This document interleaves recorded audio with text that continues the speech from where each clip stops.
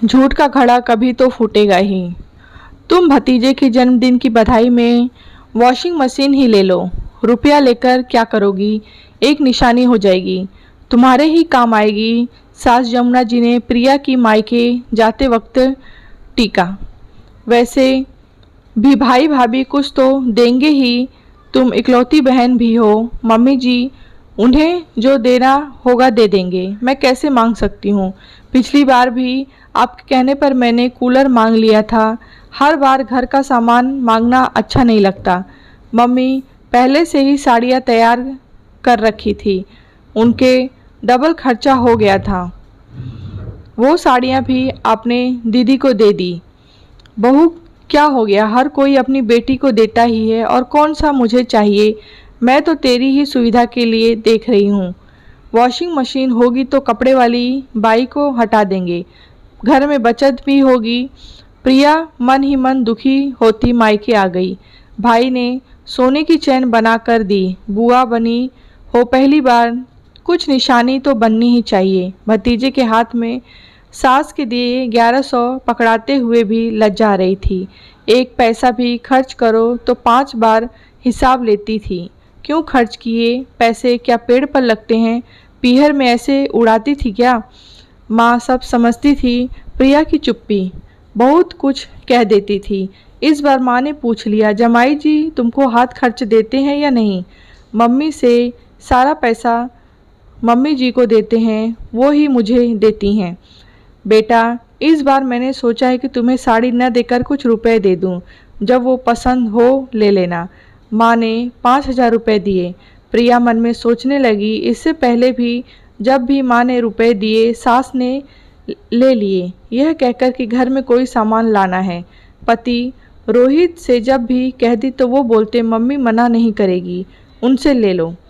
घर आते ही सोने की चैन दिखाकर बड़ी हिम्मत पर प्रिया ने झूठ बोला, ये चैन दी है, कुछ और न दिया। रोहित के सामने पहली बार प्रिया ने मम्मी जी से कहा, मम्मी मैं वॉशिंग मशीन ही लाती जैसा आपने कहा था। मैंने मांगी भी थी, पर भाभी ने भाई से कह दिया, दीदी ने सिर्फ 1100 ही तो दिए हैं, सिर्फ चैन दे दो। मम्मी जी वो बोले इस बार हम घर का सामान नहीं, बुआ बनने की निशानी देंगे। मम्मी जी रोहित के सामने अच्छी बने रहती थीं। आज रोहित के सामने दबी जबान से ही सही प्रिया ने हिम्मत की।